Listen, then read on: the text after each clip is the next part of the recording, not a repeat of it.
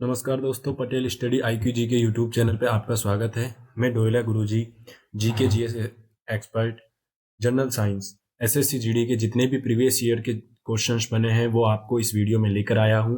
तो दोस्तों, 2024 SSC GD की परीक्षा को फाइट करने के लिए, एग्जाम में अपनी सफलता सुनिश्चित करने के लिए हमारे channel Patel study IQ GK को ज़्यादा से ज़्यादा शेयर कीजिए, वीडियो को ज़्यादा से ज़्यादा लाइक करिए और ज़्यादा से ज़्यादा चैनल को सब्सक्राइब कीजिए। तो आज का देखिए दोस्तों, जो एसएससी जीडी 31 जनवरी 2023 की शिफ्ट 4 परीक्षा में पूछा गया क्वेश्चन है। वो क्वेश्चन क्या है दोस्तों कि विद्युत विभवांतर का एसआई मात्रक है। तो दोस्तों, एसआई मात्रक विभवांतर का क्या होगा? वोल्ट। क्या होगा मित्रों? विभवांतर का एसआई मात्रक होगा वोल्ट। अब देखिए दोस्तों, इसके अलावा जो वाट मात्रक होगा वो किसका होगा? वो होगा शक्ति का, जिसको हम पी अर्थात पावर से डिनोट करते हैं। नेक्स्ट जो जूल आता है वो किसका मात्रक आएगा मित्रों? जूल ऊर्जा का मात्रक होता है। जबकि जो एम्पियर जो मात्रक होगा वो किसका होगा? धारा का होगा। नेक्स्ट आता है मित्रों कि भूकंप के दौरान कंपन को मापने के लिए किस यंत्र का उपयोग किया जाता है। देखिए, जब जब भूकंप आता है तो भूकंप को मापने के लिए एक यंत्र का उपयोग किया जाता है। उस यंत्र का क्या नाम है मित्रों? सीस्मोग्राफ। दोस्तों, ये सभी क्वेश्चन विगत परीक्षाओं में पूछे जा चुके हैं, तो पेपर की दृष्टि से बहुत ही इंपॉर्टेंट और सेलेक्टेड है, इसलिए इनको टिल द लास्ट, अंतिम क्षण तक देखें, वीडियो को पूरा देखें, एक भी क्वेश्चनों को स्किप ना करें, क्योंकि कोई पता नहीं है आप स्किप करते हो और कौन सा वही क्वेश्चन ना जाने आपके पेपर में आ जाए। और दोस्तों, हमारे channel Patel study IQ GK को ज़्यादा से ज़्यादा सब्सक्राइब करें। नेक्स्ट क्वेश्चन आता है मित्रों कि निम्नलिखित में से कौन अंतर्जनित बलों का एक उदाहरण है। देखिए, ये एसएससी जीडी की 9 फरवरी 2023 को जो परीक्षा हुई थी शिफ्ट 4, उसमें आया हुआ क्वेश्चन है कि अंतर्जनित बलों का कौन सा उदाहरण है। अब अंतर्जनित बल जब हम पढ़ते हैं तो हम देखते हैं कि जब पृथ्वी की प्लेटें टकराती है तो उस प्रकार के बलों को क्या बोलते हैं? अंतर्जनित बल बोलते हैं। अब प्लेटें टकराएंगी पृथ्वी की तो क्या होता है? जो टेक्टोनिक प्लेटों में टकराने से क्या होता है? पर्वतों का निर्माण होता है। तो अंतर्जनित बलों के कारण कौन सा उदाहरण आ गया मित्रों? पर्वतों का निर्माण। अब समुद्र की लहरें किसके कारण उभरती है? ज्वार भाटा के कारण। और पवन क्यों होता है? पवन आंधी जो होती है मित्रों, वो अधिक वायु दाब से कम दाब की ओर अग्रसर होती है। नेक्स्ट जो आता है मित्रों, वे आता है निम्न में से कौन सा भौतिक मात्रा और माप की इकाई की गलत जोड़ी है। तो देखिए, ऊर्जा का मात्रक जूल है, जो मैं आपको पहले बता चुका हूं। तो ये क्या पूछ रहा है? गलत। तो ये तो क्या है? सही। अब हर्ट्ज आवृत्ति का मात्रक होगा, ये भी सही है। शक्ति का मात्रक वाट है, ये भी सही है, मैं आपको पहले ही बता चुका हूं। तो दाब है, उसका मात्रक न्यूटन नहीं होगा, उसका मात्रक क्या होगा मित्रों? दाब का मात्रक होगा पास्कल। जबकि जो न्यूटन मात्रक होगा वो किसका होगा? बल का होगा।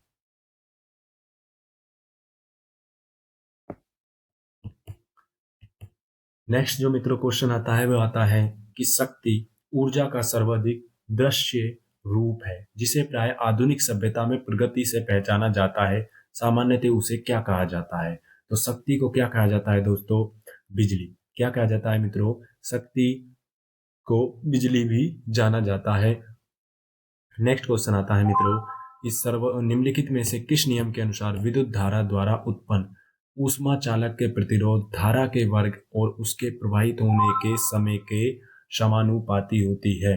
तो ये कौन सा नियम है दोस्तों? जूल का नियम। इसके अलावा जो फैराडे का नियम है और हुक का नियम है, ये क्या है? देखिए, कुलाम का नियम कौन सा है? कुलाम का नियम पाया जाता है कि F समानुपाती Q1 into Q2 upon are square, अर्थात दो आवेशों के गुणनफल के समानुपाती होता है, जबकि उनके बीच की दूरी के वर्ग के व्युत्क्रमानुपाती होता है। क्या? बल। ये क्या है? कुलाम का नियम है। नेक्स्ट जो इंपॉर्टेंट क्वेश्चन आता है, जो भी ये भी एसएससी जीडी 13 फरवरी परीक्षा में पूछा गया है, क्या है मित्रों? कि यीस्ट और हाइड्रोजन पेरोक्साइड क्या मिलकर क्या बनाते हैं? किसका निर्माण करते हैं? कार्बन डाइऑक्साइड का। अब कार्बन डाइऑक्साइड का फॉर्मूला क्या है? रासायनिक सूत्र है मित्रों CO2। ऑक्सीजन का रासायनिक सूत्र O2 है। कार्बन मोनोऑक्साइड का रासायनिक सूत्र CO है। जबकि कार्बन का रासायनिक सूत्र C है, जो कि किस परमाणु क्रमांक पे आता है? 6 पे आता है, जिसके बाहरी कोश में 4 संयोजी तत्व पाए जाते हैं। नेक्स्ट जो इम्पोर्टेंट क्वेश्चन आता है मित्रों, वे आता है कि आवर्त सारणी पर 17वें समूह में स्थित है। देखिए, ये भी एसएससी जीडी की 13 फरवरी की शिफ्ट में पूछा गया है कि आवर्त सारणी की 17वें समूह में कौन से तत्व आते हैं। तो मित्रों, 17वें समूह में जो तत्व आते हैं वो होते हैं हैलोजन्स। कौन से आते हैं मित्रों? हैलोजन। और हैलोजन कौन कौन से होते हैं? जैसे कि फ्लोरीन, क्लोरीन, ब्रोमीन, ये सभी हैलोजन हैं। इनको हम याद एक ट्रिक से भी कर सकते हैं कि फिर कल बाहर आई aunty. Fluorine, chlorine, bromine, astatine, ये सब हैलोजन के तत्व हैं जो 17वें समूह में आते हैं। अब मित्रों एक चीज याद रखिए, किसी भी आवर्त सारणी में कितने समूह होते हैं? 18। कितने होते हैं? 18। अब आपको इन 18 समूह के प्रथम प्रथम तत्व तो याद होने ही होने चाहिए, और 30 तत्व जो आवर्त सारणी में होते हैं, जैसे कि hydrogen, helium, lithium, beryllium, boron, carbon, nitrogen, oxygen, fluorine, neon, sodium, magnesium, aluminium, silicon, phosphorus, sulphur, chlorine, argon, potassium, calcium, scandium, titanium, vanadium, chromium, manganese, ferrum, cobalt, nickel, copper, zinc, ये तो आपको याद होने ही चाहिए। अब 1 से 20 तक तो आप जनरली बचपन से पढ़ते आ रहे हो, और 21 से 30 की मैं आपको ट्रिक बताता हूँ कि इसका टीवी कचरे में फेंको नीकू जी। नेक्स्ट वीडियो में मैं आपको इन तत्वों के बारे में बताऊंगा। नेक्स्ट क्वेश्चन आता है मित्रों कि वह रासायनिक अभिक्रिया जिसमें डैश का जोड़ या डैश का निष्कासन हो को अपचयन कहा जाता है। तो देखिए दोस्तों, ये भी एसएससी जीडी 13 फरवरी की परीक्षा में पूछा गया है। अब अपचयन क्या होता है? ऐसी अभिक्रिया जिससे ऑक्सीजन का तो क्या होता है? निष्कासन। माइनस का अर्थ है दोस्तों निष्कासन, जबकि हाइड्रोजन का क्या होता है? जुड़ाव, प्लस होती है, वह अपचयन अभिक्रिया कहलाती है। अब इस शिफ्ट में अपचयन का पूछा गया है, हो सकता है आपकी शिफ्ट में ऑक्सीकरण का पूछ रहे। तो ऑक्सीकरण किसे बोला जाता है मित्रों? ऐसी अभिक्रिया, ऐसी केमिकल रिएक्शन, ऐसी रासायनिक अभिक्रिया जिसमें ऑक्सीजन का जुड़ाव हो और हाइड्रोजन का निष्कासन हो, उसे ऑक्सीकरण कहा जाता है। जबकि इसमें क्या पूछ रहा है? अपचयन। तो अपचयन क्या होगा? ऑक्सीजन का निष्कासन और हाइड्रोजन का जुड़ाव। तो कौन सा ऑप्शन हो जाएगा मित्रों? चौथा ऑप्शन क्या हो जाएगा? चौथा, हाइड्रोजन का जुड़ाव, ऑक्सीजन का निष्कासन। नेक्स्ट आता है मित्रों, तेल का वनस्पति में रूपांतरण क्या कहलाता है। तो देखिए, वनस्पति तेल हाइड्रोजनीकरण की अभिक्रिया द्वारा वनस्पति घी में रूपांतरित होता है, और जिसमें जो उत्प्रेरक होते हैं, कैटेलाइटिक काम आते हैं, वो आते हैं निकेल और पैलेडियम। निकेल और पैलेडियम उत्प्रेरकों की उपस्थिति में वनस्पति तेल वनस्पति घी में परिवर्तित होता है।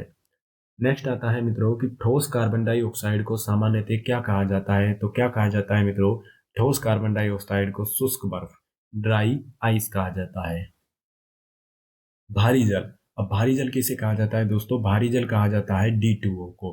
अब जबकि नॉर्मल जल किसको कहा जाता है? नॉर्मल जल कहा जाएगा दोस्तों H2O को, जिसमें 2 हाइड्रोजन के और 1 ऑक्सीजन का अणु होता है।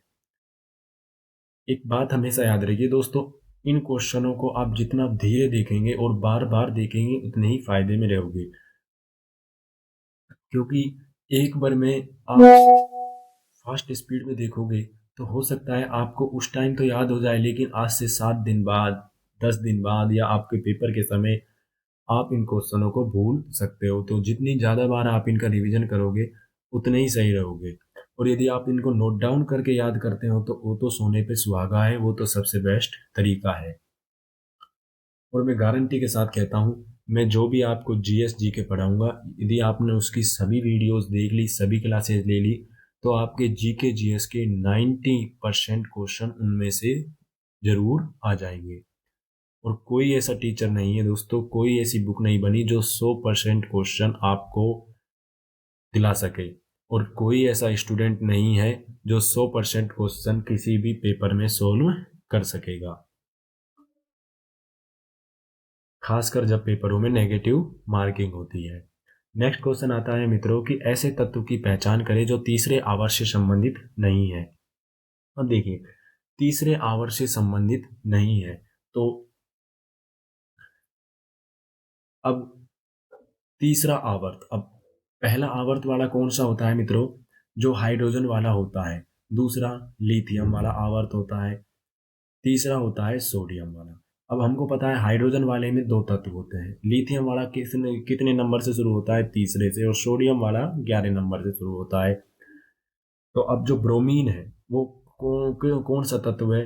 वो हेलोजन है। हेलोजनों में कौन सा आता है? वो फ्लोरीन जो 9 नंबर है, उसके बाद क्लोरीन जो 17 नंबर है, और उसके बाद आता है, तो ये कौन से आवर्त का तत्व है मित्रों? ये है चौथे आवर्त का तत्व। क्योंकि देखिए, फ्लोरीन किस आवर्त का हो जाएगा? तीसरे आवर्त का। क्लोरीन फ्लोरीन दूसरे आवर्त का, जबकि क्लोरीन तीसरे आवर्त का हो जाएगा। तो ब्रोमीन कौन से आवर्त का हो जाएगा मित्रों? चौथे आवर्त का। तो कौन सा ऐसा तत्व होगा? ब्रोमीन।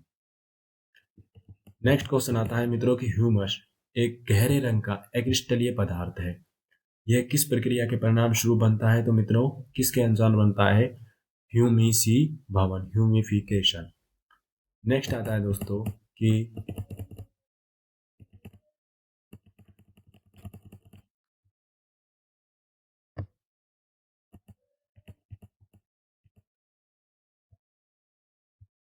प्रोपाइन का रासायनिक सूत्र क्या है? तो देखिए मित्रों, तीन सीरीज पाई जाती है, alkene, alkene, alkyne.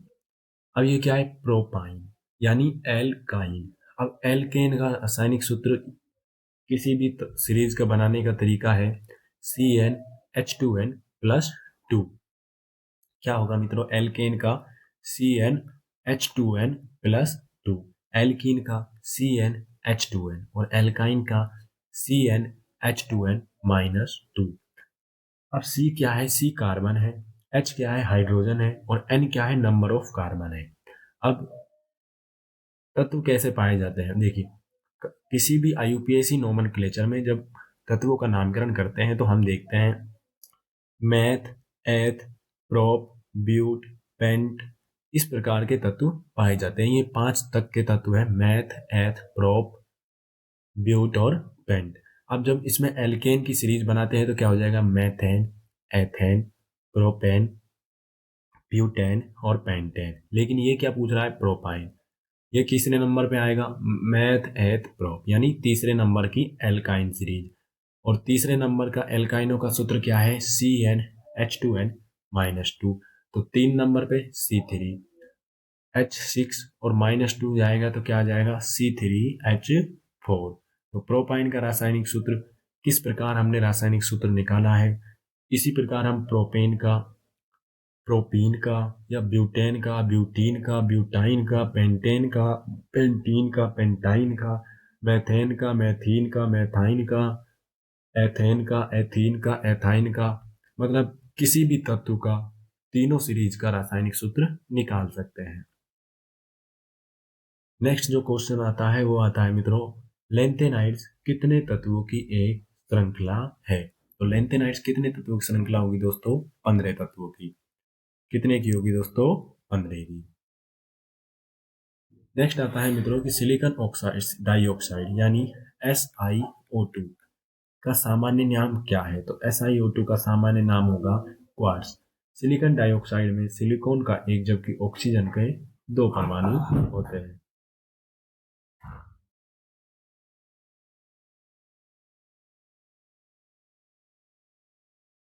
Next question आता है दोस्तों, किसी कोष में भरे जा सकने वाले इलेक्ट्रॉनों की अधिकतम संख्या द्वारा निरूपित की जाती है जहां n कोषों की संख्या है। तो किसके द्वारा किसी कोष में अधिकतम इलेक्ट्रॉनों की संख्या भरी जाती है? 2n² के द्वारा। क्या होगा मित्रों?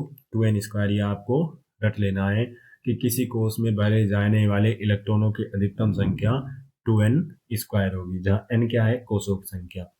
अब दे दे, मान ले ऐसा क्वेश्चन बन जाता है इससे कि मान लीजिए एक तत्व है, उसमें 5 कोष है, तो उसमें इलेक्ट्रॉनों की कितनी संख्या होगी? तो 5 25 दून 50।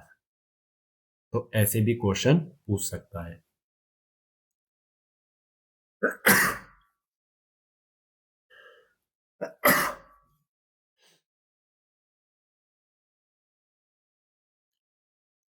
नेक्स्ट क्वेश्चन आता है मित्रों कि निम्नलिखित में से कौन सी धातु ऊष्मा की सबसे अच्छी चालक है? तो कौन सी धातु ऊष्मा की चालक होगी मित्रों? सिल्वर।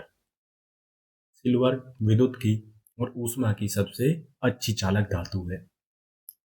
और कौन सी सबसे कम चालक है, तो वह है पारा। नेक्स्ट जो क्वेश्चन आता है मित्रों, जो बहुत ही इंपॉर्टेंट क्वेश्चन है, एसएससी जीडी 7 फरवरी 2023 की परीक्षा में पूछा जा चुका है। वो क्या है कि कॉपर क्लोराइड के साथ लेड की अभिक्रिया से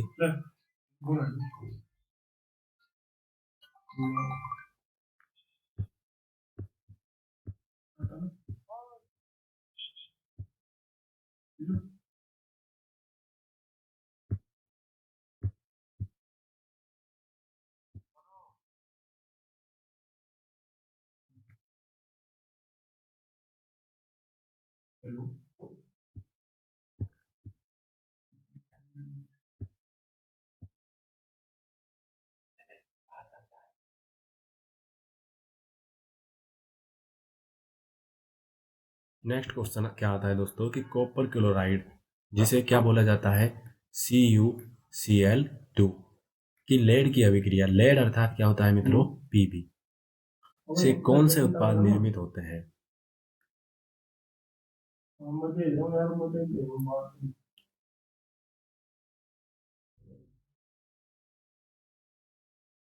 कौन से उत्पाद निर्मित होते हैं मित्रों,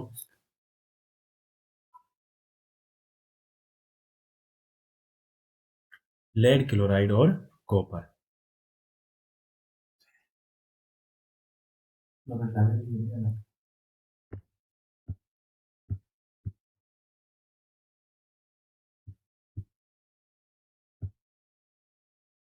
तो दोस्तों ये थे आज के जनरल साइंस के इम्पोर्टेंट क्वेश्चंस।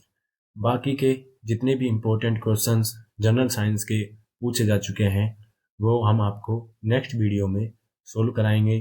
तो दोस्तों भूलिए नहीं, पटेल स्टडी IQ GK को ज़्यादा से ज़्यादा सब्सक्राइब करना, वीडियो को ज़्यादा से ज़्यादा लाइक करके शेयर करना। धन्यवाद।